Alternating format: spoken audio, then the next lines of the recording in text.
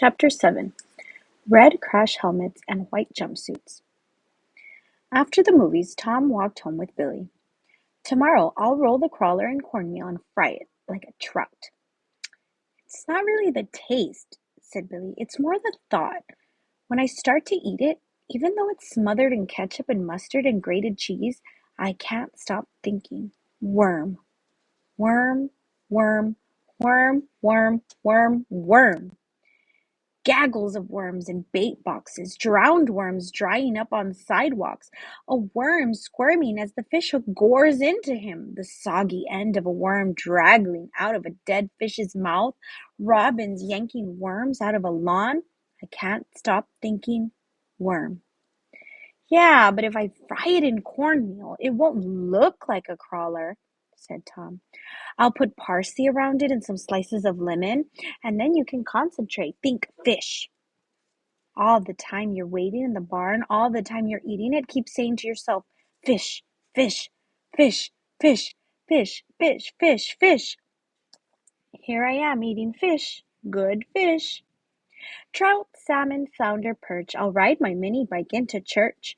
Dace, tuna, haddock, trout. Wait, you'll hear the minister shout, fish, fish, fish, fish, fish, fish, fish, fish, fish, fish, fish, fish. Shark, haddock, sucker, eel, I'll race my father in his automobile.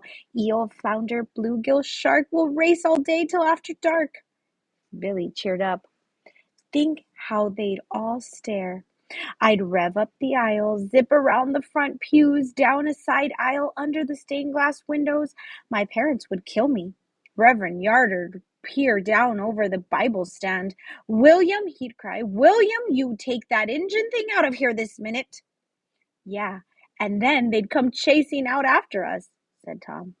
Billy laughed, waving their arms and yelling, and we'd lead them zigzag round and in and out among the gravestones and monuments in the cemetery, and then roar off down the Sandgate Road, leaving them draped over tombs, panting and shaking their fists. Hoop, hoop, yelled Tom, dancing around and boxing the air. And that Monday, we'd smuggle it into class disguised as Raymond Dwelly, because he's so fat, and hide it in the coat closet. And then when Millie Butler said anything at all, even something like, excuse me, or if she even sniffed, we'd dump a whole bottle of ink over her head and run for the coat closet, overturning chairs and desks behind us to slow up Mrs. Howard. She'd come after us fuming and shouting threats, and suddenly the doors of the coat closet would slam open, and out we'd roar on our mini bike in blood-red crash helmets and white jumpsuits, our scarves streaming out behind us, and we'd roar round and round the classroom while Mrs. Howard knelt among the overturned desks and chairs, sobbing helplessly into her hands, and then vroom, vroom, out the door and up the hall, thumbing our noses at the monitors.